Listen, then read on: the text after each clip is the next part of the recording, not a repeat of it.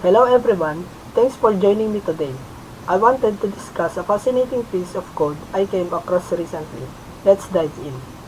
So, first, have you ever wondered what those two libraries, Kotlin.properties.readWrite property and this Kotlin.reflect.k property? And what we do? Well, they play a crucial role in property delegation in Kotlin. Now, let's talk about the class responsible for delegating property access. Any guesses? It's the nameDelegate class. Here's an interesting question. What property of what class is being delegated here? It's the name, property of the person class.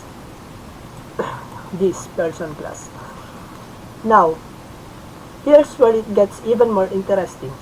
You might wonder why we have getValue. This getValue.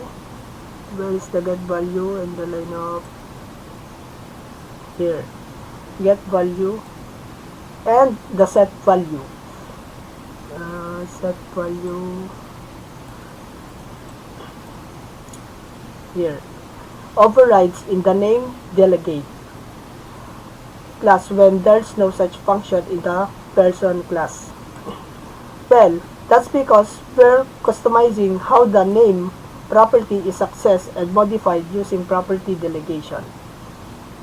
Finally, let's talk about the final output of the property delegation. It's the demonstration part at the end of the code. We create a person object named Maria.